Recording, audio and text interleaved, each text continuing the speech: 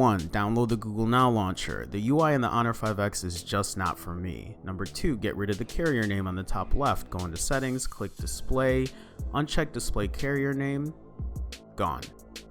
Side note, I do like the timeline the notification dropdown gives you. It's a nice touch. If you notice at the top, it separates your notifications from shortcuts. I still like swiping down twice though for stuff like that, but for new users, this is easy to understand. Number 3, the font's too big, for me at least. Go into settings, click display, click font size, pick small. Number 4, Honor 5X's user interface EMUI has no app drawer. I hate having icons on my home screen. Again, download the Google Now launcher and let's get that back. Go into settings, select manage apps, click default app settings on the bottom left, click launcher, select Google. I know that's a lot, so pause if you have to, and app drawer.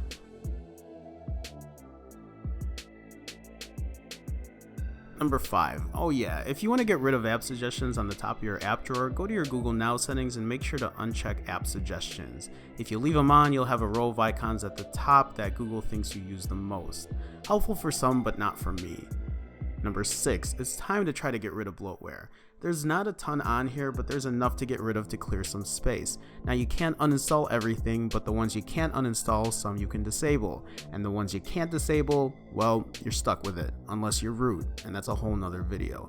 Still a lot more apps than what I really want, but now I have it all in one drawer, and it's a lot more manageable than what the Honor 5X started with. Number 7. The Honor 5X defaults to a power saving mode that can throttle your CPU. Go into settings, click power saving, and select normal. 8. In your battery settings, you have the option to show the percentage at the top navigation bar. Nice. Number 9. In motion control settings, I have double tap to wake set, and I also have the draw feature turned on, which lets me turn on the camera by drawing the letter C on my screen when it's turned off. But you can actually assign apps to specific letters you draw. It is nice that you can select specific apps instead of being forced to use one.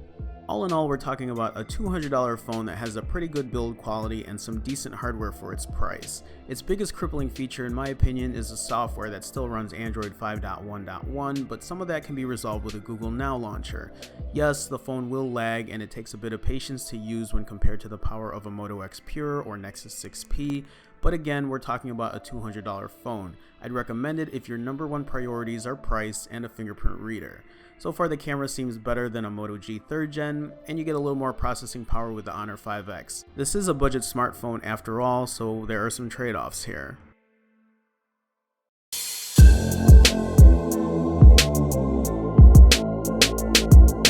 Resolution update. Resolution number 1, it's been 5 weeks in a row of videos, that's 35 videos. This is actually number 36. And resolution number 2, this is the weight I started at.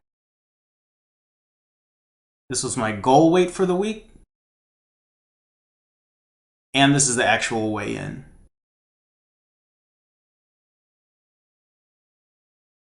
"47 weeks to go."